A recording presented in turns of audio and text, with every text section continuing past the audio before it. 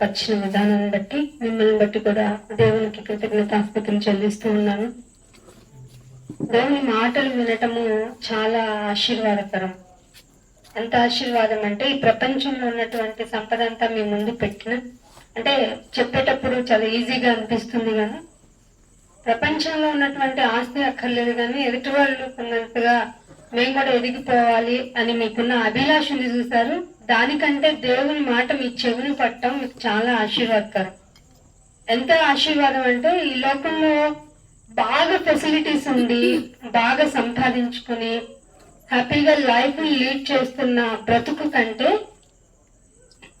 ఆ అవసరత కలిగి ఎంతైతే నువ్వు బేరబుల్ చేసుకోగలవో నీ లైఫ్ లో, అంతే నీకు అందుతూ ఉండి కొదువ కలిగినట్టు అనిపిస్తూ ఉన్న జీవితాన్ని నువ్వు పొందుకుంటూ ఉన్నా దేవుని మాటలతో నింపబడిన నీ జీవితం ఎలా ఉంటుంది అంటే, అరే నేను ఈ లైఫ్ తో భూమి మీద ఇలా లీడ్ చేసుకుంటూ వచ్చేసానా అనుకునేంతగా ఆశ్చర్యపడిపోయేలాగా నీకు అక్కడికి వెళ్ళిన తర్వాత తెలుస్తుంది. అందాక ఇక్కడ చూడగానే ఏమనిపిస్తుంది అంటే, ఏముందిలే అందరికంటే నేను ముందుగానే వెళ్తాను, అందరికంటే భక్తిగానే ఉంటాను. మన భక్తి చెప్తున్నానండి. ఎప్పుడు మన కంపారిజన్ ఎలా ఉంటుందంటే, అందరికంటే బాగుంటాను నేను దేవుని సన్నిధిలో, దేవుడి గురించి ప్రార్థన చేయమన్నా పాట పాడమన్నా నేను తప్ప ఎవరు దేవునికి దిక్కు, అంతే కదా నాయనా, నేనే కదా పాడతాను, నేనే కదా ప్రార్థన చేస్తాను, నేను తప్ప ఎవరు వస్తారు చెప్పు ముందు. ఇవి మన వ్యక్తిగత ప్రార్థనలు. నిజంగా మనం అలాగే అనుకుంటాం. ఇవాళ ముందు వచ్చానా లేదా నాయనా, నేను అసలు అయినా నాకే బాధలు కలగజేస్తాం, నన్నే పాయింట్అవుట్ చేస్తాం అని గొప్పగా మన భక్తిని మన దేవుని ఎదుటి చెప్తాం. వన్స్ కనుక ఈ శరీరం నుంచి విడిపోయి మనం వెళ్ళిపోయి దేవుని దగ్గరికి వెళ్ళామనుకోండి, దేవుడు ఏం మాట్లాడు, మన క్రియలు మన వెంట వస్తా ఉంటాయి. నువ్వేం మాట్లాడు నాయన, ప్లీజ్ ఎట్లని పరలోకానికి పంపించినైనా అనటానికి కూడా నీకు నోరు ఉండదు. ఎందుకంటే మన క్రియలు అలాంటివి. అందరూ ఉన్నప్పుడు మన వ్యక్తిగతంగా ఎలా ఉన్నాం అసలు ఉన్నామంటే చాలా డిగ్నిఫైడ్ గా మెయింటైన్ చేస్తూ ఉంటాం. మన వ్యవహార శైలి అంతా చాలా బాగా ఉంటుంది. అరే ఇంత భక్తి పరులు అనమాట వీళ్ళు అనుకునే విధంగా ఉంటుంది. కానీ ఎప్పుడైతే నీ వ్యక్తిగత యొక్క జీవితము, నీ మనస్సు, నీ ఆలోచన అవి ఎవరికి తెలుస్తాయి? నీ మనసులో ఎవరికి తెలుస్తుంది? Including to your wife, nothing అసలు. Including to your husband, family, ఎవరికి తెలియదు. కానీ ఒకే ఒక్క శక్తి, ఆ మహాశక్తి ఎవరు? ఆయన. నువ్వు ఏదైతే థింక్ చేస్తున్నావో బిఫోరే తెలిసిన ఆయన బైబిల్లోనే ఉండింది. 1 యోహాను పత్రికలో నువ్వు ఆలోచించేటువంటి హృదయపు ఆలోచనలు కూడా ముందుగా ఎరిగినవాడు. అది దేవుడు అంటే. దేవుడు అంటే నువ్వు పెట్టే ప్రసాదం తినేవాడు కాదు. మన ఫుడ్ మనం ఆయనకు పెట్టడం కదా, అవన్నీ మనకి ఇచ్చారు. ఎందుకంటే మనం ఒక రుచితో అడ్జస్ట్ అయ్యే వాళ్ళం కాదండి. అందుకే రకరకాల రుచులు, రకరకాల ఫుడ్లు, variety of fruits, variety of rice, variety of mangoes, variety of vegetables. ఈ రోజు ఎన్ని వెరైటీస్ వేసామో మనం చేసుకునే ఫంక్షన్స్ లో అనేటువంటి ఆ కేటగిరీకి వెళ్ళిపోయాం. ఆ స్టేటస్ కి, ఆ స్టేజ్ కి వెళ్ళిపోయామంటే కారణం ఏమిటంటారు? మన రుచులకి ఇచ్చిన ప్రాధాన్యత దేనికి ఇవ్వం. ఎంత రుచిగా అనేటువంటి ఆ కాన్సెప్ట్ లో వెళ్తాం. అక్కడ పట్టుకున్నాడు దేవుడు నిన్ను కూడా. యెహోవా ఉత్తముడని రుచి చూడండి. అర్థమవుతుందా మీకు దేవుడిని ఎలా క్యాచ్ చేయాలో? దేవుణ్ణి ఒక పాటతో మెప్పించలేము, ఒక ప్రార్థనతో మెప్పించలేము. నీ జీవిత కాలం అంతా నువ్వు చాలా చాలా జాగ్రత్తగా ఉంటే తప్ప ఆయన సన్నిధిలో నీకు రైట్ మార్క్ రాదు. యోహాన్ గారు తెలుసు కదా, యేసుప్రభు వారి కంటే ముందొచ్చిన ఆయన ఏమన్నారు తెలుసా? యేసుప్రభు వారిని చూస్తూ ఆయన చెప్పుల యొక్క మోయటానికి కూడా నేను అర్హుణ్ణి కాదు అన్నారు కదా. ఆయనకి ప్లేస్ ఏం వచ్చిందో తెలుసా మీకు? పరలోకంలో ప్లేస్ అట లాస్ట్ బెంచ్ లో వచ్చిందంట. అంత తగ్గించుకున్న వ్యక్తికే ఆ ఫుడ్ గురించి ఆలోచించలేదు, తన యొక్క నివాసం గురించి ఆలోచించలేదు, తనకు ఒక ఫ్యామిలీ కావాలని ఆలోచించలేదు. భక్తిలో ఏమన్నా కొన్ని సంఘస్థులతో ఏమన్నా బాగున్నాడా అంటే బాప్తిసం తీసుకుంటామని వచ్చిన వాళ్ళు చూసేమన్నాడు? సర్పసంతానమా, రాబో ఉగ్రత నుండి మిమ్మల్ని తప్పించడానికి ఎవరున్నారు చెప్పండి అని. వచ్చే వాళ్ళు ఎవరన్నా తిడతారా? మరి యోహాన్ గారికి ఎవరు తోడు ఉంటారు? 1 వేయిన వాడు. ఫుడ్ ఏం తినేవాడట? తేనె తినేవాడట, మిడతలు తినేవాడట. ఎక్కడుండేవాడట? అడవిలో ఉండేవాడట, గృహంలో ఉండేవాడట.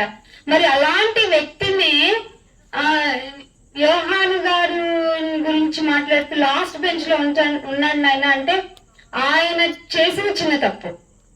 ఇంత భక్తిగా ఉన్నాడు కదా, ఎందుకు ఎక్స్క్యూజ్ చేయలేదు? ఎందుకు ఎక్స్క్యూజ్ చేయలేదు అంటారు చెప్పండి? ఆ చిన్నదానిలో దేవుడు చూస్తాడేంటి? మరి చిన్న పురుగుంటే చీ అని ఫుడ్ని పక్కన ఎందుకు వేసేస్తున్నావు? కూరగాయ మొక్కలను అవతల ఎందుకు వేసేస్తున్నావు? పురుగే కదా, ఎందుకు వదిలేస్తున్నావు? నీకు పట్టంది, నీకు అవ్వంది, నీకు అసహ్యమైంది నువ్వే ఉంచుకోవు, నిన్ను మాత్రం దేవుడు ఉంచుకోవాలి. పాపం అంటే దేవుడికి అసహ్యం. అబద్ధికులు ఆయన ఎదుట నిలవలేరు. మరి ఇవేమో మనకి ఒంటిలో ఏమంటారు, మన బ్లడ్ అయిపోయినాయి ఇవి. అబద్ధం ఆడటం, వ్యతిరేకంగా ఉండటం, దేవుడు అంటే లెక్క లేకుండా ఉండటం. లెక్క లేకుండా ఉండటం అంటే వెళ్ళి కొబ్బరికాయ కొట్టడం అవి కాదు. దేవుడు ఉన్నాడు అని భయం లేకుండా బ్రతకటం జీవితంలో. అది ఎలాగో ఫర్ ఎగ్జాంపుల్ చెప్పనా, ఆదివారం గుడికి వెళ్ళి వచ్చేస్తాం, వెంటనే మనం ఎక్కడికి వెళ్ళిపోతాం? ఆ రోజు ఏం నేర్చుకున్నామో, ఏం చేసామో, ఏం వంట పట్టదు సరికదా. ఈ రోజు వెరైటీ ఆఫ్ ఫుడ్స్ ఏంటి? కుదిరితే ఎవరితో గొడవ పెట్టుకుందాం, మెదిలితే ఎవరిని తిడదాం. ఇదేంటి వాక్యం తిడిపోయింది? వాక్యం పక్కన పెట్టండి కాసేపు. వాక్యాన్ని ఏం చేయాలి? వాక్యమే ఉన్న దేవుడిని పక్కన పెట్టండి, మనం మాట్లాడుకుందాం అంటాం. ఇలాంటి వాళ్ళు అంటే పరలోకం కోసం ప్రయాసపడుతున్నాం, ఇలా కోటాలు పెట్టేసుకొని. థింక్ చేయండి, God is very serious, very very serious. మనం అనుకున్నంత సీరియస్ అసలు ఈ వర్డ్ ఆయనకి సూటబుల్ కాదు. ఇంకా పెద్దగా ఏమన్నా వర్డ్ ఉంటే అది యూజ్ చేయాలి గాడ్ కి. కానీ ఆయన అత్యంత సమీపంగా ఉన్నారు కదా. ఎవరైనా మనకి దగ్గరగా ఉన్నా, అనుకూలంగా ఉన్నా, అవైలబుల్ గా ఉన్నా, ఇప్పుడు ఎక్కడికన్నా మీరు గవర్నమెంట్ ఆఫీస్ కి వెళ్ళండి, ఎప్పుడు మీకు అధికారి అందుబాటులో ఉన్నాడు అనుకోండి, ఏమంటారు చెప్పండి? ఆయన ఎప్పుడైనా ఉంటాడా అంటారే లేదా? దేవుడు కూడా మీకు అలాగే చెప్పాడు. నిత్యము అవసరమైన గాలిని పీల్చుకుంటూ తెగ పీల్చేసుకుంటున్నామన్న అవగాహన లేకపోయి, మర్చిపోయి, అది లేకపోతే మేము చచ్చిపోతాం. కానీ అది కూడా పీల్చుకుంటున్నామన్న ఆలోచన మర్చిపోయి బ్రతికేస్తుంటే ఇది ఎవరిస్తున్నారు అని దేవుడు కదా అనే అలర్ట్నెస్ కూడా రాకుండా బ్రతికేస్తున్నాం కదా మనం. అజాగ్రత్త అంటారా, జాగ్రత్త అంటారా, నిర్లక్ష్యం అంటారా, లక్ష్య పెడుతున్నాం అంటారా? అప్పుడు నిర్లక్ష్యమే, చాలా నిర్లక్ష్యం. అది చేతల్లో కనపడుతుంది. చెప్పేటప్పుడు వ్యాధులలో, బాధలలో నన్ను కాపాడవయ్యా అని పాట పాడేస్తా. అసలు వ్యాధుల కాపాడితే డాక్టర్ దగ్గరికి మీరు వెళ్ళి ఎలా రెస్పాండ్ అవుతారు చెప్పండి? డాక్టర్ గారు ఎప్పుడన్నా కనిపించారు అనుకోండి, మిమ్మల్ని సేవ్ చేసే వైరల్ ఫీవర్ కు లేదంటే ఐసీ నుంచి డాక్టర్ గారు వణికిపోతారా లేదా? మరి ఇదేంటి? మీకు కొన్ని చోట్ల మీకు కనబడని, మీరు కౌంట్ చేయలేనటువంటి ఆశ్చర్య కార్యాలను నేను చేస్తున్నాను రా. ఇప్పుడు ఏ విధంగా నన్ను మీరు ప్రైజింగ్ చేస్తారు? కనపడే రెండింటికి నైనా స్తుతి కూడిక అంటున్నావు, థ్యాంక్స్ గివింగ్ అంటున్నావు కదా. కనపడని కౌంట్లెస్ వర్క్స్ నేను చేస్తున్నాను నీకు. ఎన్నో ఆస్ట్రాయిడ్స్ వస్తున్నాయి భూమిని గుద్దుకోవడానికి, లేకపోతే భూమి అంటే భూమి యొక్క స్పీడ్ ని డిస్టర్బ్ చేయడానికి ఎన్నో ఆస్ట్రాయిడ్స్ వస్తున్నాయి. అవన్నీ తగలకుండా నిన్ను ఎందుకు తగలకుండా ఆపుతున్నావు అంటే బికాస్ ఆఫ్ యూ. నువ్వున్నావు ఎందుకంటే నీ నింపబడిన దినాలు ఉన్నాయి నీకు. నా కొరకు నువ్వు నిలబడి చేస్తావు అన్ని. ఏమంటే మీరు కౌంట్ చేసుకోండి, పొద్దు నుంచి చేసుకున్నారు కదా, బోల్డ్ అని వర్క్స్ చేస్తూనే ఉంటారు, తింటాం, వంటాం. ఆ వాటిలో కంక్లూజన్ చేస్తే మీ పని అని చెప్పండి.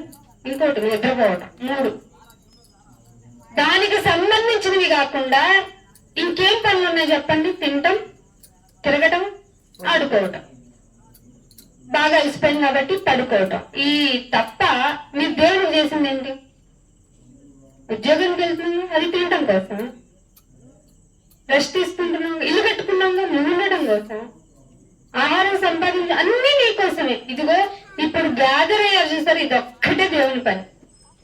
దీనికోసం నీకు ఇప్పుడు ఎన్ని సంవత్సరాలు, అన్ని సంవత్సరాలు దయా వాత్సల్యత అని చూపిస్తూ, ఈ రోజు కాకపోతే రేపు, రేపు కాకపోతే ఎల్లుండి నా కోసం ఇదిగో ఇలాంటి ఒక మీటింగ్ అరేంజ్ చేసి నా గురించి ఒక్క మాట చెప్పదా ఈ ఫ్యామిలీ అని ఎదురు చూస్తున్నాడు దేవుడు.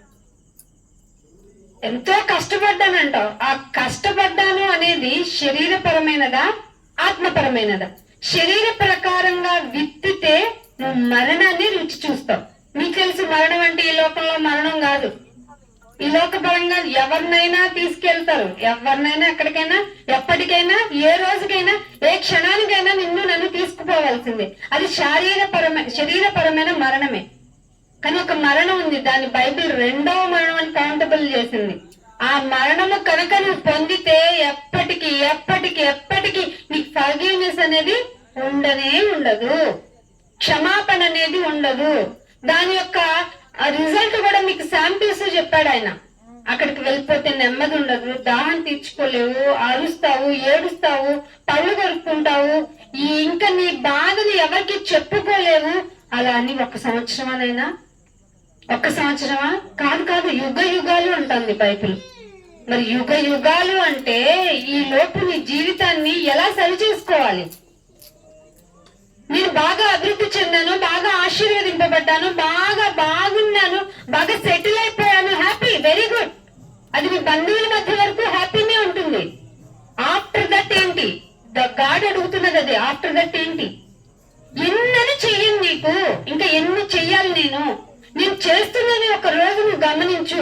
గాలి, నీరు, నిప్పు, నింగి, నేల, ఈ పంచభూతాలు నిర్విరామముగా ఒక్క సెకండ్ నువ్వన్నా నేనన్నా అలసిపోయావని రెస్ట్ తీసుకుంటాం.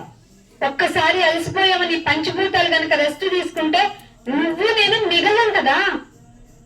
వాటిని నిరంతరము పని చేయిస్తూ తాను ఇంకా పని చేస్తున్న కన్న తండ్రి యొక్క ఆలోచనని ఎరగారా మీరు? మీరు ఎరగాలంటే నా మాటలు శ్రద్ధగా వినాలి. అందుకే ఒకసారి చూడండి, బైబిల్ ఓపెన్ చేద్దాం, చూడండి అందరము. ద్వితీయోపదేశకాండము. బైబిల్ ఉన్న వాళ్ళందరూ ఓపెన్ చేయండి, శ్రద్ధగా కొద్ది నిమిషాలు మాత్రమే వాక్యం చూసుకుందాము. మీ హృదయాల్లో వాక్యపు మాటలు ఉంచుకునేలాగా మీ మనసును త్రిప్పుకోండి. ద్వితీయోపదేశకాండము 18వ అధ్యాయము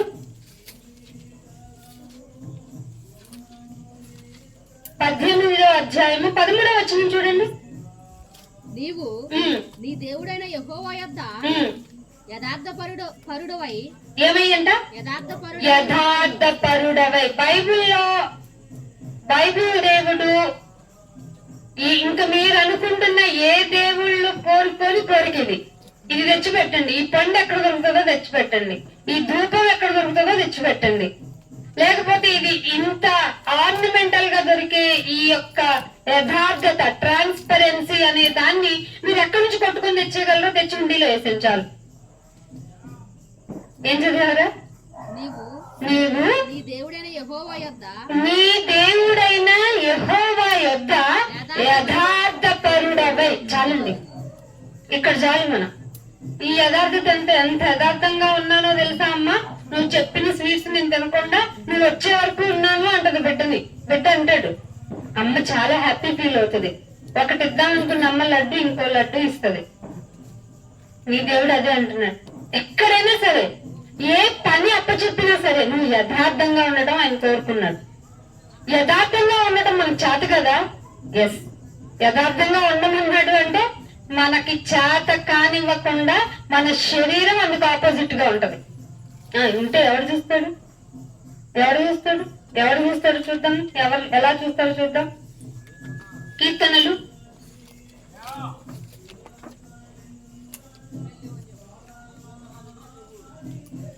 56వ కీర్తన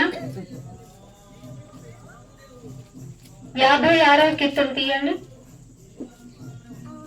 8వ వచనం.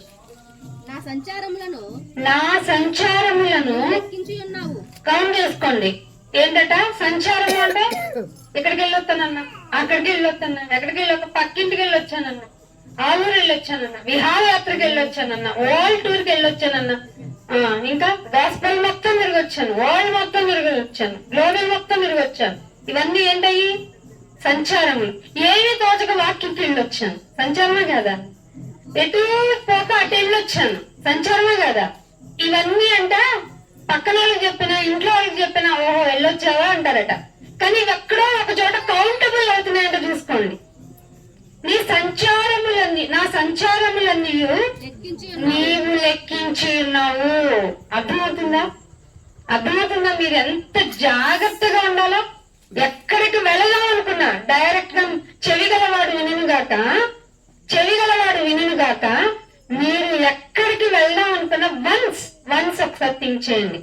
ఇది నా దేవుని కౌంట్ లోకి వెళ్ళి నన్ను తీర్పులోకి తీసుకువెళ్తుందా, లేదంటే నేను కౌంట్ లోకి వెళ్ళే విధంగా, అంటే నన్ను ప్రైజ్ చేసే విధంగా భలే సంచారం చేసి వచ్చావు అన్నాడు.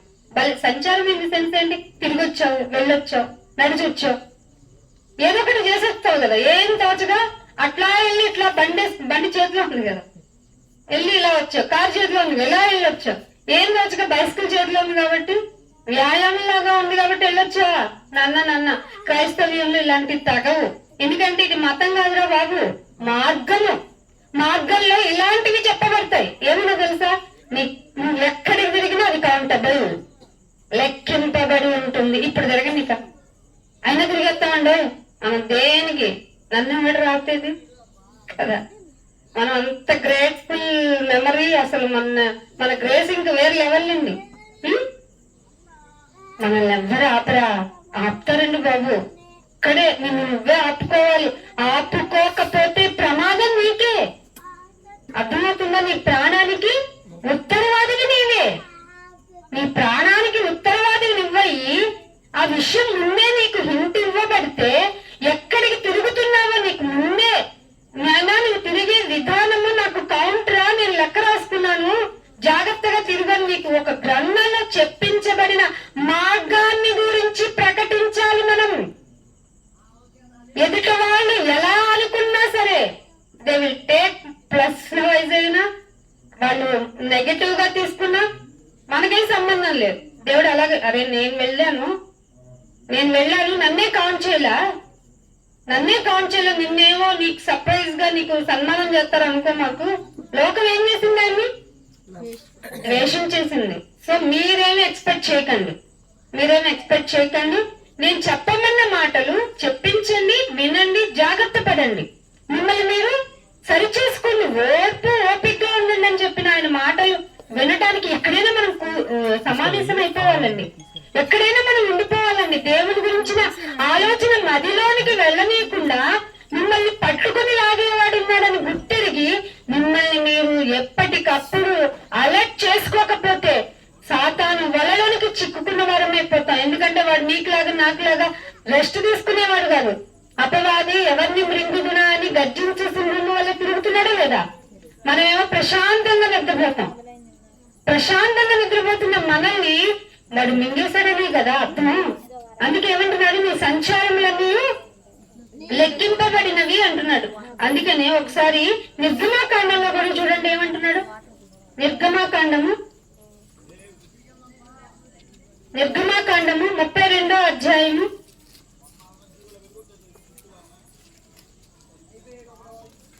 32వ వచనం. అయ్యో నీవు వారి పాపమును ఒకవేళ పరిహరించితివా, లేని ఎడల నువ్వు రాసిన నీ గ్రంథము ఒక గ్రంథం రాసేసాడట. మోషే గారు ఇంటిస్తున్నారు మనకి. నీవు రాసిన గ్రంథములో నుండి నా పేరు తుడిచివేయుము అంటున్నాడు. అంటే మనందరికి ఏముంది? కౌంటబుల్ గ్రంథం ఒకటి ఉండింది. ఇందాక సంచారము చేస్తున్నప్పుడు ఒక గ్రంథం ఉందని తెలుసుకున్నాము. ఇప్పుడు ఆల్రెడీ నీ కొరకు బ్రతికే వాళ్ళు ఉన్నారు అని నువ్వు రాసుకున్న గ్రంథం నుంచి నా పేరు తీసే అంటున్నాడు మోషే. అసలు ఇలాంటి ప్రేయర్ ఎప్పుడైనా చేశారా మీరు? నేనే మందిరానికి వస్తున్నాను, నా పక్కన ఎట్టున్నా బాగాలే. అసలు వాళ్ళు ఎప్పుడు వస్తారు నాయన? వాళ్ళు అప్పుడెప్పుడు వస్తారు. నేను ఎప్పుడు వస్తాను కాబట్టి నువ్వు నన్ను జ్ఞాపకం చేసుకుని అంటావు ప్రార్థన. ఏ రోజున నాయన నేను ఇలా వచ్చాను, ఇంకొక ఆత్మని రక్షించడానికి నా యాక్టివిటీస్ లో, నా ప్రవర్తనలో నేను ఎలా ఉండాలి? ఇక్కడ బాగానే ఉంటాను నేను, ఎందుకంటే నీ వాక్యంలో ఉన్నాను కదా. నా హృదయం ఊరికే మెల్ట్ అయిపోద్ది. కానీ ఇంటికి వెళ్తానా, ఇంటికి వెళ్ళగానే నా చుట్టూ నీ వాక్యం ఎక్కడ ఉంటది నాయన? కదిలితే ఏముంటది? టీవీలో కర్పూరం వస్తుంది, దద్దల్లోనేమో అర్పణ వస్తుంది, ఇలా కాదంటే వంటలు పంటలు అన్ని వస్తాయి. కానీ నీ గురించి నాకేం తెలియదు నాయన. అప్పుడు ఏమైపోద్ది చూపిస్తా ఉంటది. ఏంటి నేనంటే అని చూపిస్తుంది. అరే నువ్వంటే జీరో అని ఇందాకే కదా ప్రేయర్ చేస్తూ అని వెనక్కి వెళ్ళమ్మా, ఆత్మ పక్కనుండు అంటావు. ఇప్పుడేమంటావు? అందుకే నువ్వు ఇంటికి వెళ్ళిన తర్వాత నా ప్రవర్తన బాగుగా ఉండాలి నాయనా అని ప్రార్థన చేసుకొని మందిరానికి రావాలి. అప్పుడు ఇక్కడ అలవాటు అయిపోయింది, అక్కడ అలవాటు అవుతుంది, అక్కడ అలవాటు అయింది, ఇక్కడ అలవాటు అవుతుంది. నువ్వేం చేస్తావంటే ఇక్కడికి వచ్చినప్పుడు భక్తిగా ప్రవర్తిస్తావు, ఇంటికి వెళ్ళిన తర్వాత నీ భక్తుడువేనా అనే అనుమానం ఉంచేలాగా ఉంటాం. అందుకే ఉభయచర జీవిలాగా ప్రవర్తిస్తూ ఉంటాం. దేవుడు ఏమన్నాడు? అలాంటి ఉభయచర చరత్వాన్ని నులివెచ్చని జీవితం అన్నాడు. ఆ క్యారెక్టర్ ఆయనకి ఏంటంట, ఒరే వేడిగానే ఉండు, అబ్బా వీడు వేడిగా ఉన్నాడురా అనుకుంటాను. చల్లగా ఉన్నావు అనుకో, వీడు చల్లగా ఉన్నాడా అని నిరాశపడతాను. నువ్వేంట్రా కాసేపు చూస్తే వేడిగా ఉన్నట్టుంటావు, కాసేపు చూస్తే చల్ల, నులివెచ్చకుండా నాకు ఇరిటేషన్ వస్తుంది అని ఒక వర్డ్ యూజ్ చేశాడు. ఎస్పిటివ్ చీపు అంటాడట. ఎంత ఇరిటేషన్ గా ఉంది కదా, చెప్పడానికి నాకే ఇరిటేషన్ గా ఉంది, కానీ తప్పదు, దేవుడు రాయించాడు కదా. టూ అని పక్కనాడు ఏదో వాడికి ఫ్లమ్ చూసుకున్నా మనకి ఇరిటేషన్, వీడేంటి పక్కనే ఉండి వస్తున్నాడు అని కదా.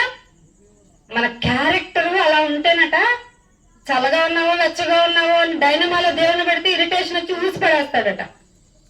ఏమండి, మనిషి చూస్తేనే మనం ఎన్నో ఆలోచించుకుంటాం కదా, దేవుడిని చూస్తే ఏం ఉండదు, ఇంకా మనకి ఏం లైఫ్ ఉండదు, పాడుకోవడానికి పాట ఉండదు, మన లైఫే ఉండదు. ఆలోచించండి, నీ గ్రంథములో నా పేరు తీసే అనేటువంటి స్టామినాకు వచ్చావా? అసలు ఒక్క పక్కనున్న ఆత్మ కోసం ప్రార్థన చేయించావా? చేసావా? ఇది ఇలా ఓపెన్ మీటింగ్ ఏమైనా పెట్టావా? ఆయన ప్రేమను వెల్లడి చేయించడానికి, ఆయన గురించి చెప్పటానికి. ఎందుకంటే దేవుని మాట మనిషి వినక మనిషి యొక్క హృదయం ఏమైపోయిందంటే కఠినమైపోతుంది. ఏది చెప్పినా వెళ్ళట్లా. ఆయన చెప్పేశాడు, నీ హృదయం బహుఘోరమైన వ్యాధి కలదురా, దాన్ని మాంసపు గుండెగా చెయ్యాలంటే నా మాటలు వెళ్ళాలి. చాకలికి సుత్తి వంటి వాడిని నేను, చాకలికి సబ్బు వంటి వాడిని నేను. ఉతుక్కోవాలరా, నా మాటలు వినిపించండి. ఏదో ఒక మాట వాడిని పట్టుకుంటుంది. అందుకే సమయాన్ని పొడిగిస్తున్నాను. అంటే పొడిగింపబడిన సమయంలో తిని త్రాగి ఆడుటకు లేచారట ఆనాటి జనాంగం, మన ఆదిమ వాళ్ళు. మరి మనం కూడా అలాగే ఉంటే, ఇంకొక మాట కూడా చూపిస్తాను చూడండి. మత్తయి సువార్త 10వ అధ్యాయము 30వ వచనం చూడండి. మీ తల వెంట్రుకలన్నీ లెక్కింపబడి ఉన్నవి గనుక. చాలండి. ఏంటట? మీ తల వెంట్రుకలు అన్ని అనింది. మీరు సరిగ్గా చూసుకున్నారు మీ బైబిల్లో? అదే ఉందిలే బాల్ హెయిర్ అయిపోయింది, నాదే ఉందిలే సగం జుట్టు ఊడిపోయింది అనుకోకండి. నీ హెయిర్ ని కూడా ఆయన కౌంట్ చూసుకుంటున్నాడంటే నువ్వు ఎంత నిఘాలో ఉన్నావో గమనించుకున్నావా? ఇలా దూకొని అలా పడేస్తావు, ఎక్కడో పడేస్తావు. కొంతమంది కొంచెం వాటిని దాచుకుని మరి వేరే ప్రాఫిట్ పొందుతారు. అది వదిలేసిన నీ తల వెంట్రుక. చాలా మందికి మనం ఎవరినన్నా ఆర్గ్యుమెంట్లు, నా తల వెంట్రుకతో సమానం నువ్వు అంట, ఉప్పు అంటే ఊదిపోతావు. కానీ దేవుడికి నీవు కాదు, నీ తల వెంట్రుకలు కూడా కౌంటబుల్ అంట. బాబోయ్, నువ్వు ఎక్కడికి వెళ్తున్నావు కౌంటబుల్, నువ్వు ఏదో చేసేస్తావనే గ్రంథంలో ఒక కౌంటబుల్, నీ తల వెంట్రుకలు కూడా కౌంటబుల్లా? లెక్కింపబడి ఉన్నవి. ఒకటా రెండనైనా అన్ని నీ తల వెంట్రుకలు నువ్వు లెక్కేసి చెప్పు. అదే నీవేగా, నీ దగ్గర ఉంటాయి కదా, ఎందుకు చెప్పలేవు? నీ తల వెంట్రుకలన్నీ లెక్కింపబడి ఉన్నవి ఎప్పుడో ఊడిపోతుందిగా. అంటే నీ లైఫ్ పీరియడ్ లో ఎన్ని వెంట్రుకలు రావాలి, ఎన్ని వెంట్రుకలు ఊడిపోవాలి అనేది కూడా దేవుని దృష్టిలో కౌంటబుల్. అంటే నువ్వు ఎంత అమూల్యమైన దానివి ఆయన దృష్టిలో. ఏమనుకోని ఉంటాయి ఇక్కడికి పంపించుంటాడు. నువ్వేంటి ఇక్కడ చీరకి, డ్రెస్ కి, చిన్న భూమి ముక్కకి అంటున్నానంటే స్థలాలు కొని అంటే మీకు అది పెద్ద మాటగా అయిపోతుందని భూమి ముక్క అంటున్నాను. మీరు అంతరిక్షానికి వెళ్ళండి, పాల పుంతలో ఒక మూల చిన్న డస్ట్ పార్టికల్ నువ్వు ఆ డస్ట్ పార్టికల్ లో ఉన్న భూమి మొక్క కోసం ఇక్కడ కొట్టేసుకుని ఇంకేమైనా చచ్చిపోతున్నావా? అనుమానంతో భారం చంపేస్తావా? మామూలుగా చంపదు. ఇప్పుడు ఒకప్పుడు లైఫ్ స్టైల్ చంపాడంట దొరికిపోయాడు, ఇప్పుడు చంపాడట దొరకలేదు, క్లూస్ దొరకట్లేదంట. ఏం చేశాడట? కుక్కర్లో పెట్టా. మనిషిగా లేడా? మీకెలా అనిపించిందో? మాకైతే వణుకొచ్చింది. ఇలాంటి ఎక్కడో అయితే ఇదివరకు ఏ తెలంగాణలోనో ఏ గుజరాత్ లోనో అనుకున్నాం, డైరెక్ట్ గా ఏపీలో కనంగానే బాబాయ్ వైరస్ ఇక్కడికి కూడా వచ్చిందన్నమాట. కొన్ని వైరస్లు వాటి యొక్క అవతారాన్ని బయటపెట్టినాయి, కొన్ని వైరస్లు ఇంకా తెలియలే. అంటే ఎంతమంది ఇలా చచ్చిపోయారో, ఇంకా జాడలేని కేసులు ఎన్నున్నాయో. భార్య భర్తల మధ్య ఆర్గ్యుమెంట్స్ ఒకరిని చంపి బూడిద చేసేంతగా క్రోధం పెరుగుతుందంటే సాతానుకి ఎంత సాధనాలు అయిపోయింది మానవ జాతి. అరే మనలాంటి వాళ్లే, మనమే కదా అని అనుకోని ఘోరమైన స్థితిలోనికి వెళ్లిపోయి ఒక్కొక్కళ్ళని ఎదుటి వాళ్ళని అసహించుకుని వాళ్ళని చంపేయాలన్నంత విపరీతమైన కోరిక మనుషుల్లో మొదలవుతుందంటే మనిషిలో ఏ బీజం నాటుకుపోయింది? దేవుని గురించిన అవగాహన తెలపకపోవటం వల్లే. అందుకేనండి ఓపెన్ గా చెప్పాల్సి వస్తుంది. ఓపెన్ గా పెట్టండి. దేవుని మాట వెళ్ళాలి, ఔషధం వెళ్ళాలి. వైరస్ ప్రపంచం వ్యాప్తంగా విలయ తాండవం చేస్తోంది. కరోనా కాదండి, ఇంటర్నల్ గా మనిషి చెడిపోయాడు. ఇంటర్నల్ గా లోపల మనిషి గుణం అస్సలు బాలేదు. అందుకే దేవుడు ఇందాక చదువుకున్నాం కదా, దేవుని ఎదుట యథార్థంగా ఉండాలి.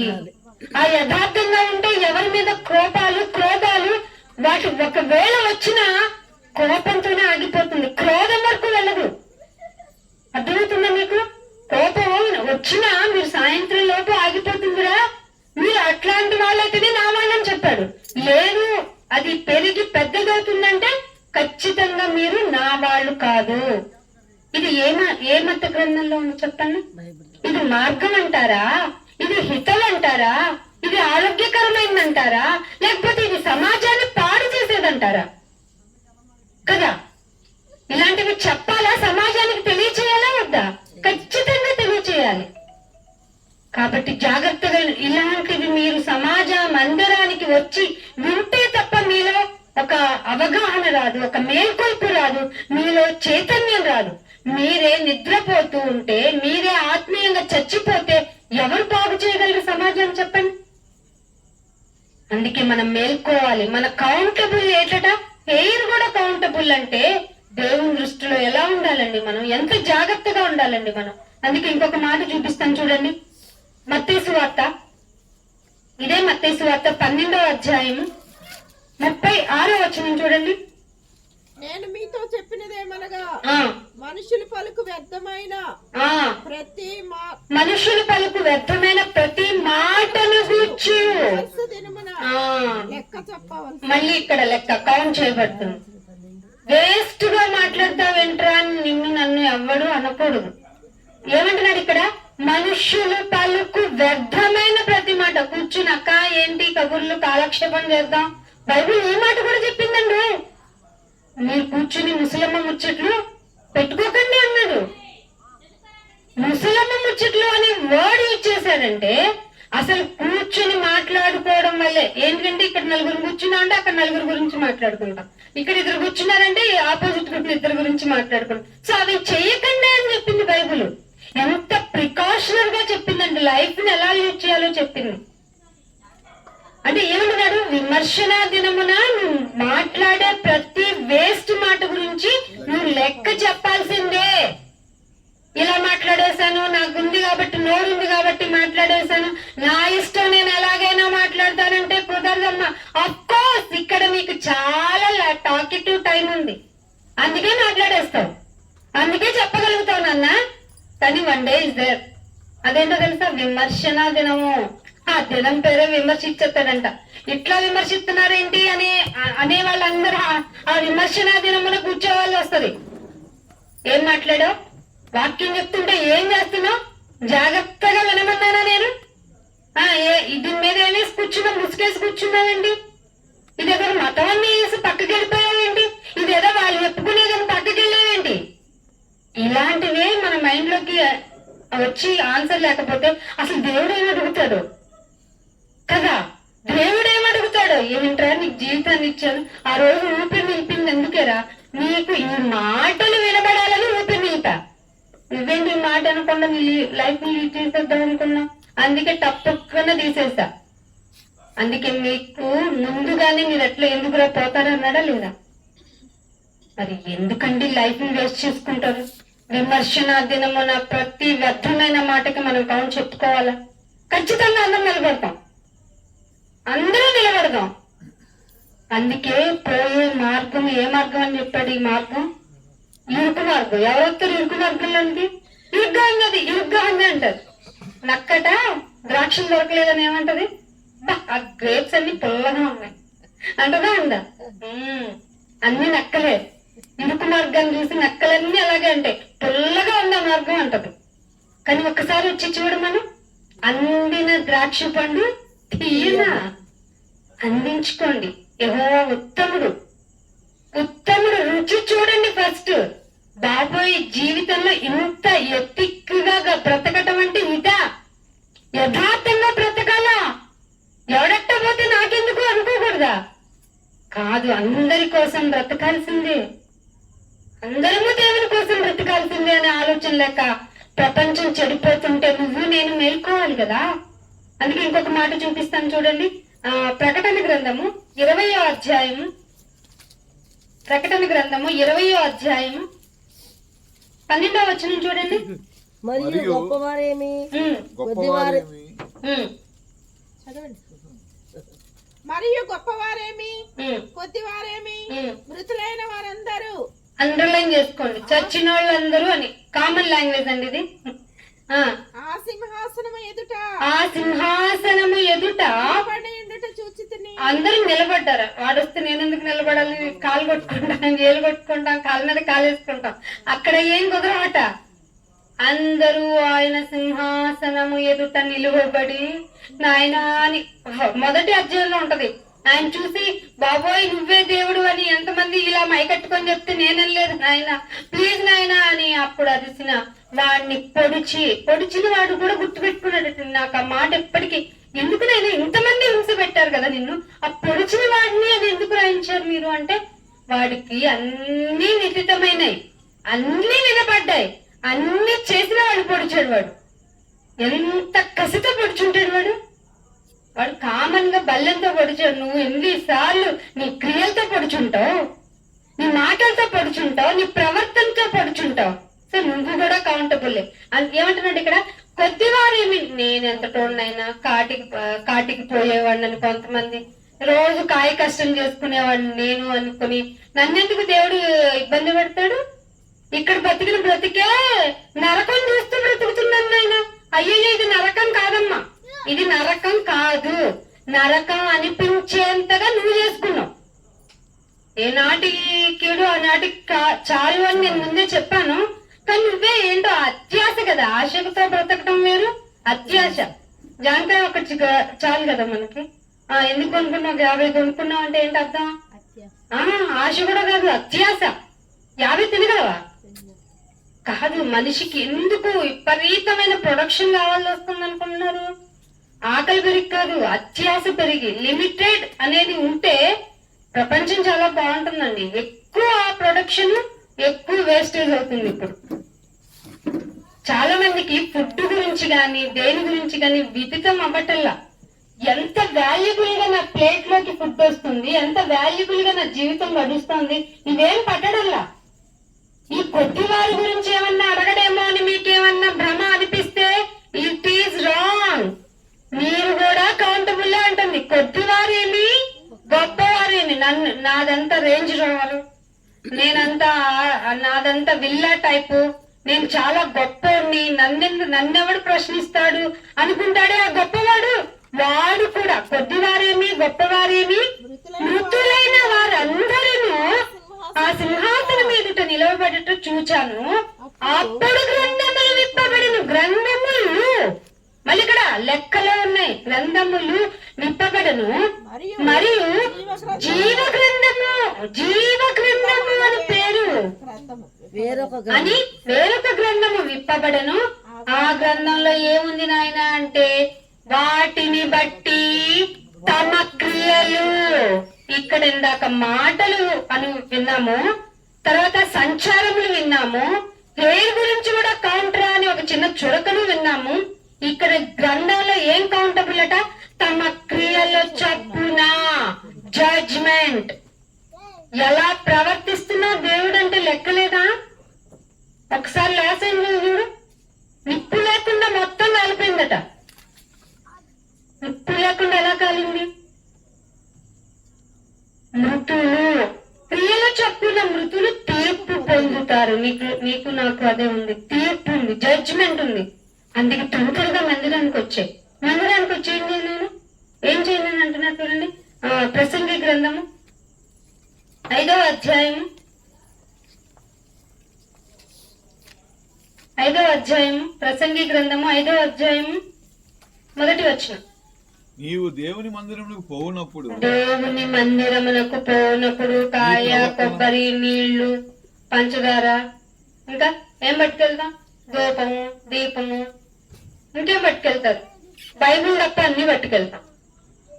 నిజమండి. బియ్యం పట్టుకెళ్తారు. దేనికి? నైనా నువ్వు అసలే కౌంట్ చేస్తావంట. ఏదో మలాఖీలో చదివాను, దశమ భాగంలో ఇంత ఇవ్వకపోతే ఏడుస్తా ఉంటా కదా మా మీద పడి అని ఇవ్వటానికి వెళ్తారు.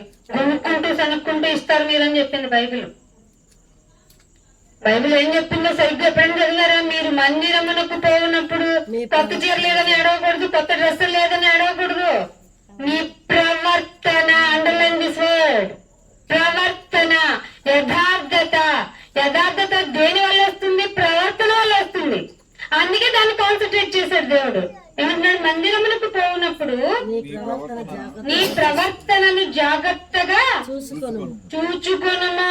అందుకే కింద చెప్పేస్తున్నాడు, ప్రవర్తన చూసుకోమని. నేను బాగానే ఇస్తున్నాను కదయ్యా, బాగానే చేస్తున్నాను కదా, పాస్టర్ గారికి ఇచ్చేస్తున్నాను కదంటే బుద్ధిహీనులు అర్పించినట్లుగా, బుద్ధిహీనులు అర్పించినట్లుగా బలి అర్పించుట కంటే వీరికి నేను ఒక గొర్రెనిచ్చాను, మేకనిచ్చాను. ఇదేంటి?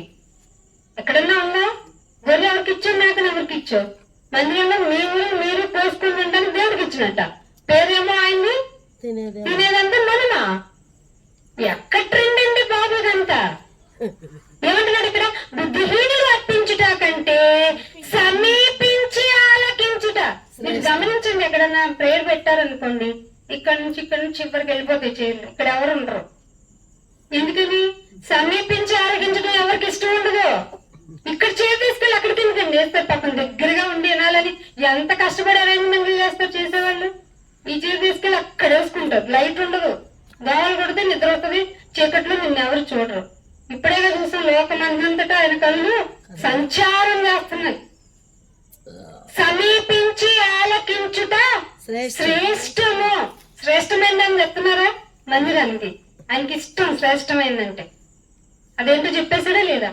సమీపించి ఆలకించటం శ్రేష్టము న్యూ టెస్ట్మెంట్ ప్రకారం. బుద్ధిహీనులు అర్పించినట్లుగా మీరు అర్పించొద్దు. ఇవన్నీ చెప్పడానికి ఏం లేదు, బాగానే ఉంటే చేయటం నీకు తెలుసా అంటే చాలా కష్టం. అది ఇరుకైన మార్గం చేస్తున్నాం.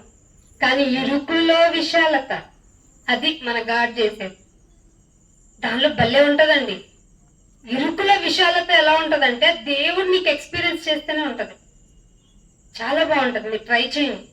ఇలా చెప్తే మీరు చేస్తారు కదా, ట్రై చేయండి అంటే భలే చేస్తారు.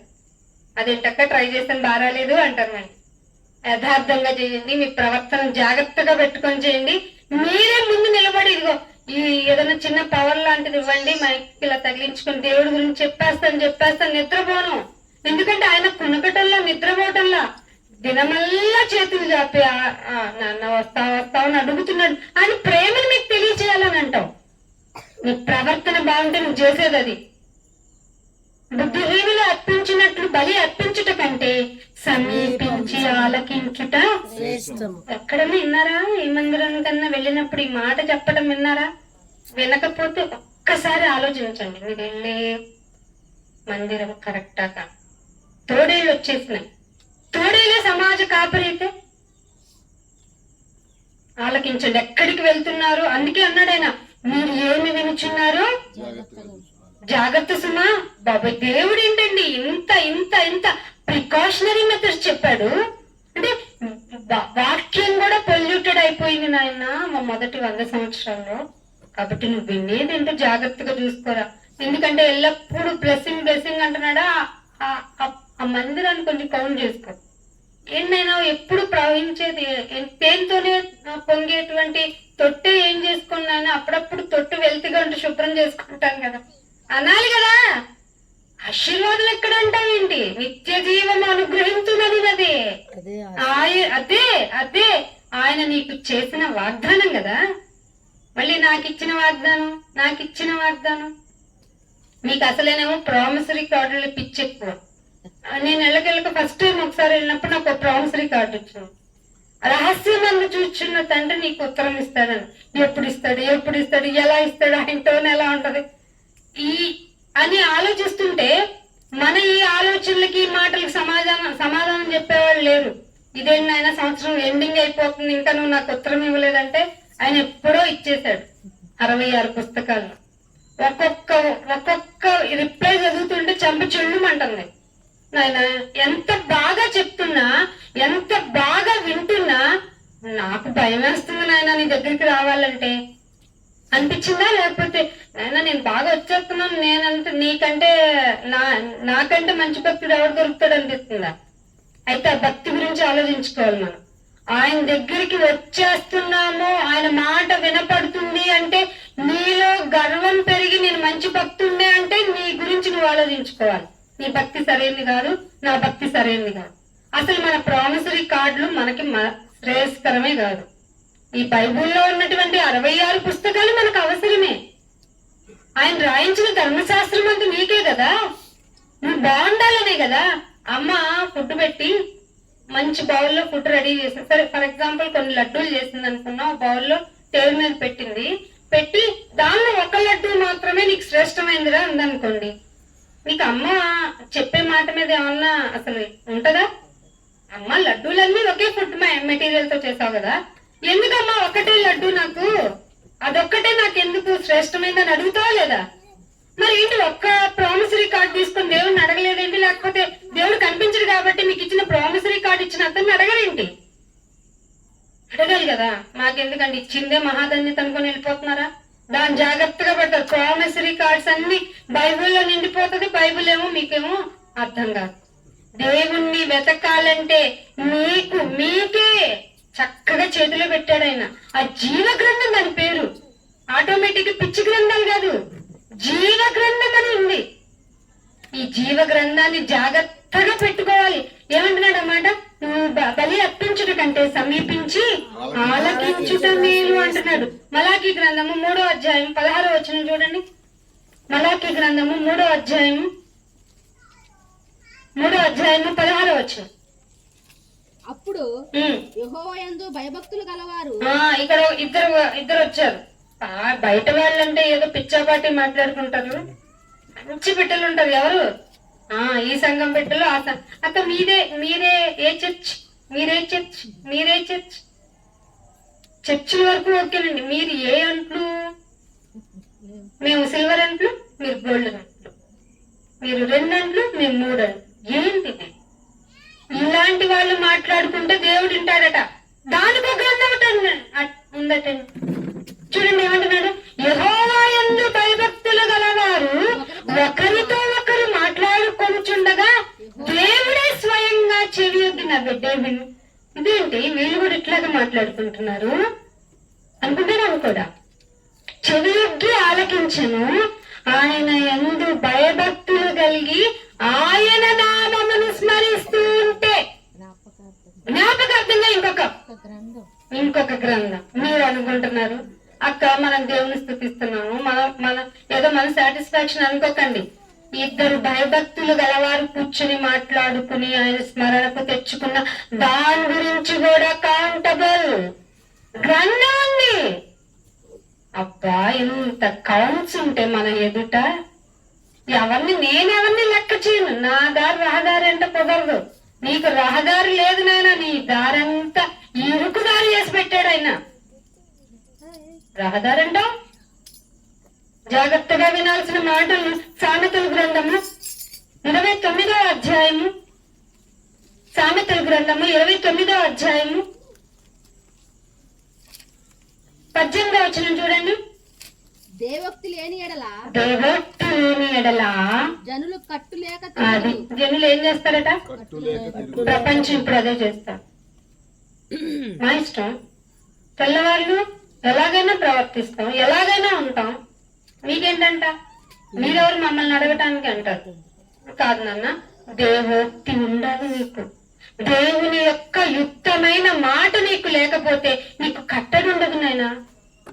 నన్ను అసలు ఏంటి రిస్ట్రిక్షన్స్ ఏంటి? మీరెవరు మమ్మల్ని అడగటానికి అనే ప్రతి ఒక్కరికి దేవుని తరపు నుంచి మీకు చెప్తున్న సమాధానం ఏమిటంటే మీకు కట్టడి ఉండదు. ఒక రోజు మీరు లైఫ్ లో చాలా చాలా దెబ్బతింటారు. మిమ్మల్ని ఎవరైనా మీ వాళ్ళు, మీ శ్రేయోభిలాషులు మిమ్మల్ని ఆపి ఇది కరెక్ట్ కాదని చెప్తే ఆగి నిదానించి మీ ప్రవర్తనను దిద్దుకోవడానికి చూడండి. అది దేవుని బిడ్డకు ఉండవలసిన లక్షణం.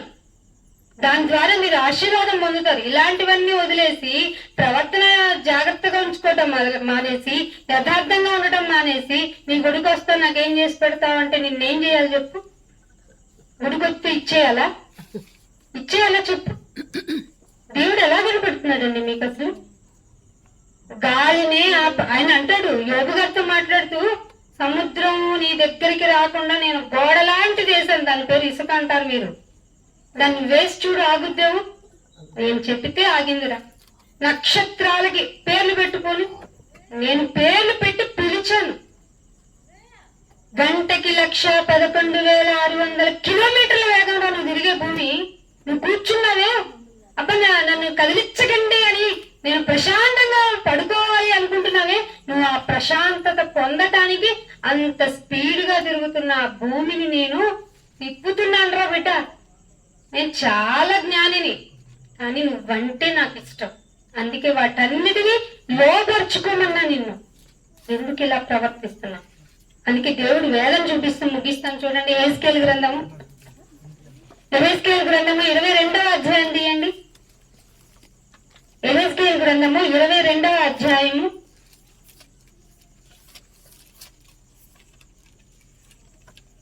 30వ వచనం. నేను దేశమును పాడు చేయకుండానట్లు ప్రాకారమును దిట్టపరచుటకును బద్దలైన సందులలో నిలుచుటకు తగిన వాడు ఎవడని నేను ఎంత విచారించిననో ఒక్కడు కనబడలేదట. చెప్పండి, ఇప్పుడు దేశం ప్రపంచం ఉండాలంటారా? మీరు అనుకుంటున్నారా? ప్రమాదం జరగని రోజు లేదు. న్యూస్ లో వస్తుందా? హత్య జరగని రోజు లేదు. ఈ రోజు ఏ హత్య జరగలేదు. ప్రపంచవ్యాప్తంగా ఏ రేపు చేయబడలేదు, ఏ ఆడపిల్ల బాధపడలేదు, ఏ బిడ్డ హాయిగా పడుకుంది. ఇలాంటి మాటలు ఏమైనా వస్తున్నాయి వార్తల్లో? మనకి హత్యల గురించి వినటం సాధారణం అయిపోయింది. గమనించారో లేదు? అలవాటు అయిపోయింది. ప్రమాదకరమైన పరిస్థితిలో ఉన్నాం. ఏమన్నాడు ఇక్కడ? నేను దేశాన్ని పాడు చేయకుండా ఉండాలి అనుకుంటున్నాను రా. సరేరా, నేను మంచోని కాబట్టి మీ దేశాన్ని పాడు చేయకుండా ఉండాలనుకుంటున్నాను. ప్రాకారాన్ని మరింత దిట్టపరచాలి అనుకుంటున్నాను. బద్దలైన సందులలో నిలబడి నిలుచుటకు, ఆ బద్దలైపోయినటువంటి ఆ సందుల్లో నిలబడుటకు తగిన వాడు ఎవడని ఎంత విచారించినా ఒక్కడు దొరకలేదా? ఒక్కడు దొరకల. అందరూ అంతటా పాపము చేసి దేవుడు అనుగ్రహించు. ఆ ఒక్కరిలో నువ్వు నేను లేవు. ఎందుకంటే వాక్యం చదివంగా మన భక్తి లాంటిది. అందరిలో మనం ఉన్నాం కాబట్టి ఆలోచించండి. ఇంకొక మాట చూపిస్తాను. అదే యెహెజ్కేలు గ్రంథము, ఇర్మీయా గ్రంథము 15వ అధ్యాయము, ఇర్మీయా గ్రంథము 15వ అధ్యాయము 15వ అధ్యాయము 1వ వచనం చదవండి. ఇర్మీయా గ్రంథం. యెహోవా నాకు ఇలాగ సెలవిచ్చెను, మోషేయు సమూయేలును నా ఎదుట నిలవబడి నన్ను ఈ ప్రజలను అంగీకరించుటకు నాకు మనసుండదు. అది అండలు పెట్టుకున్న నా ఎదుట నిలబడినను ఈ ప్రజలను అంగీకరించుటకు నాకు మనసుండదు. ఇప్పుడు ఆయనకి నీ మీద మనసుంది. పండే వస్తుంది, ఆయనకి మనసు ఉండదు. పైగా ఏమంటున్నాడు, అసలు నా సన్నిధిలో వీళ్ళు ఉండకుండా వెళ్ళగొట్టను, మీరెవరో నాకు తెలియదు. వెళ్ళిపోండి. ఎవరిని చూసి చెప్తాడు? ఎడం వైపు ఉన్న వారిని చూసి చెప్తాడు. ఇంకో మాట అంటున్నాడు, 2వ వచనం కూడా, మేము ఎక్కడికి పోదామని వారు నన్ను అడిగిన ఎడల వారితో ఇట్లను కొంతమంది చావుకు నియమించబడ్డారు, వాళ్ళని అక్కడికి పంపించారు. ఇంకొంతమంది ఖడ్గమునకు నియమింపబడ్డారు, వాళ్ళని అక్కడికి పంపించే.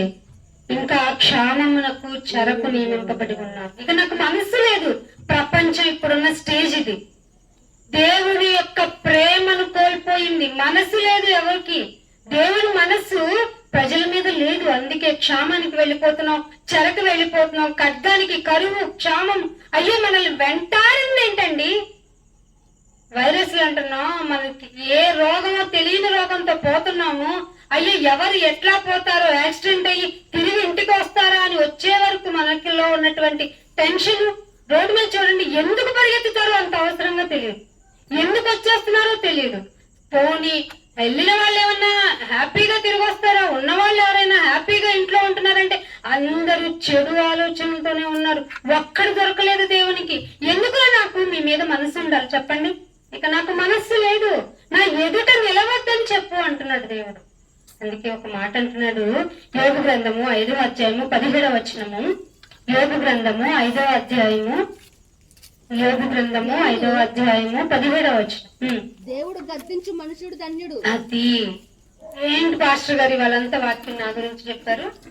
ఏంటి పాస్టర్ గారు నా గురించి చెప్పారు అనకండి. దేవుడు గద్దించు మనుషుడు ధన్యుడు. గద్దిస్తే ఊరుకుంటారండి మీరు? పాస్టర్ గారు కొంచెం మనసు కఠినం అయిపోతుంది మీరు చెప్తే, కొన్ని మాటలు మీరు జాగ్రత్తగా చెప్పాలంటారు. విశ్వాసం పెద్ద రౌడీలు అయిపోయారు తెలుసా? ఈ మాట ఉపయోగించడం అవసరం. భయపడే వాళ్ళు ఎవరు లేరు. ఇటువరకు అంటే కొంచెం పాస్టర్ అమ్మ గారు అంటే, పాస్టర్ అమ్మ గారు ఎప్పుడో కౌంట్లో తీస్తారు, వదిలేసండి. పాస్టర్ గారికి భయపడే వాళ్ళు లేరు, విశ్వాసం చూసి భయపడాల్సి వస్తుంది. దేవుడు ఏమంటున్నాడు? దేవుడు గద్దించు మనుష్యుడు ధన్యుడు. మీకు గద్దింపుగా వినపడుతున్నాయి దేవుని మాటలు? అయితే యువర్ బెస్డ్ పీపుల్ అన్నమాట. ఇది ఆశీర్వాదం. అర్థమవుతుందా? ఎంత మంచి ఆశీర్వాదాన్ని పొందుకున్నారండి ఇవాళ మీరు. కౌంటబుల్ అన్నాయి మనకు అన్ని అని తెలుసుకోవటం ఎంత ఆశీర్వాదం అండి. ఇంకొక మాట చూపిస్తాను. సామెతల గ్రంథము 3వ అధ్యాయము 11వ వచనం చూడండి. కుమారుడా, యెహోవా శిక్షను తృణీకరింపవద్దు. అమ్మో, ఇది కూడా మళ్ళీ అలాగే ఉంది చూసారా? నా కుమారుడా, యెహోవా శిక్ష అంటే ఏంటి అర్థం? పనిష్మెంటే కదా. నీకేదన్నా శ్రమ వస్తే రిజెక్ట్ చేయనురా అని అర్థం. ఇక్కడ శ్రమలను తొలగించు, ఉపవాసం చేయనా, ఎన్ని రోజులు చేయను, ఎన్ని వారాలు చేయను, సంఘం అంతా నా కోసం ప్రార్థించండి అనకరా బాబు. ఈ శ్రమలలో నిలబడగలిగినటువంటి స్టామినా నాకు ఇవ్వనాయనా. ఏమంటున్నాడు ఇక్కడ? యెహోవా శిక్షను తృణీకరించవద్దు, ఆయన గద్దింపు. ఎప్పుడు చూడు వీళ్ళు గద్దింపు మాటలే చెప్తారు. విసుకొచ్చేస్తుంది అనొద్దంట. ఎలా చెప్తున్నాడు? యెహోవా గద్దింపుకు విసుకవద్దు. ఎందుకు విసుకోవద్దు నాయనా అంటే ఏమన్నాడు? తండ్రి తనకి ఇష్టమైన బిడ్డ ఉంటాడే, కామన్ నీ బిడ్డ అంటే నాకు ఇష్టం అని నేను ఎప్పుడు కొట్టన అంటారు చూసావా అమ్మా నాన్న? వాళ్ళు నమ్మకండి, వాళ్ళు డ్రామాటికల్, చాలా చాలా డ్రామాటికల్ పేరెంటింగ్ అది. తండ్రి తనకిష్టమైన కుమారుణ్ణి గద్దిస్తాడు. ఎందుకంటే వాడి లైఫ్ బాగుండాలంటే వాడి లైఫ్ లో వాడి సీరియస్నెస్ ఏంటో వాడికి తెలియజేస్తాడు. పేరెంటింగ్ అంటే అది బెత్తము వాడాలి అని చెప్తుంది బైబిల్. బెత్తం వాడమంటే బెత్తంతో వాడి చంపేయమని కాదు ఇక్కడ అర్థం. బెత్తం చూపిస్తే ఆ చైల్డ్హుడ్ నేచర్ కి అది కరెక్ట్ అని అర్థం. పెద్దోళ్ళు చూపిస్తే ఏళ్ళు కొడతాం అంటాడు. అది బుడ్డోడైతే ఏమంటాడు? మమ్మీ అని కాలు పట్టేసుకుంటాడు. అవునా కదా? ఇది తెలియదు. పేరెంటింగ్ కి నేర్చుకోవడానికి సైకలాజికల్ క్లాసెస్ కి వెళ్తున్నారు ఈ రోజు. అదొక ప్యాషన్ అయిపోయింది. ఏమంటాడు ఇక్కడ? తండ్రి తనకి ఇష్టమైన కుమారుని గద్దించు రీతిగా యెహోవా తన్ను ప్రేమించు. అంటే మీకు ఇప్పుడు ఎన్ని వినపడినవన్నీ గద్దింపులు అనుకోండి, ఆయన మిమ్మల్ని ప్రేమిస్తున్నారు. వెరీ గుడ్, మంచి మాటలు చెప్తున్నాడు ఆయన మనకి కదా. ఆయన మిమ్మల్ని ప్రేమిస్తున్నారు కనుక మీకు గద్దిస్తున్నాడట. వాక్యంలో ఎప్పుడూ ఆశీర్వాదమే కాదండి, ఆయన గద్దింపుకు ఇష్టపడండి. ఇంకొక మాట చూపిస్తాను చూడండి. ఇంకొక మాట ఇర్మియా గ్రంథము 31వ అధ్యాయము. ఇర్మియా గ్రంథము 31వ అధ్యాయం తీయండి అందరూ. 18వ వచనం. నీవు ఆ, నన్ను శిక్షించితివి ఆ. కాడికి చాలా అలవాటు ఆ మాట అండర్లైన్ చేసుకోండి 31వ అధ్యాయంలో. ఒకసారి బైబిల్ అందరు తీయాలి, ఎందుకంటే నేను తీయలేదు. ఒక్క నిమిషం. ఇర్మియా గ్రంథము 31వ అధ్యాయము 18వ వచనం చదవండి. నీవు నన్ను శిక్షించితివి నీవు నన్ను శిక్షించితివి కాడికి కాడికి అలవాటు కాని అలవాటు లేదు, కాడికి అలవాటు లేని కోడి దెబ్బలకు అది కోడె దెబ్బలకు లోబడినట్లుగా అది ఒక ఆవు చిన్నగా ఎత్తుతారు కదా, ఎద్దుల బండి ఉంటారు కదా, ఫస్ట్ టైం దాని మీదకి కాడినెత్తగానే అది ఎలా ఫీల్ అవుద్ది? భలే పెట్టారని ఉంటదా, కంగారు పడిపోద్ది. అవునా కదా? నువ్వు అలా ఫీల్ అవ్వు అంటున్నాడు దేవుడు. ఈ మాట చదివితే భలే ఆశ్చర్యం అనిపించింది. కోడె దెబ్బలకు కోడి దెబ్బలకు లోబడినట్లుగా నేను నేను నేను నీ శిక్షకు లోబడుచున్నాను. నీవు నా దేవుడు అది ఏమంటున్నాడు? నీవు నా దేవుడవైన యెహోవావు.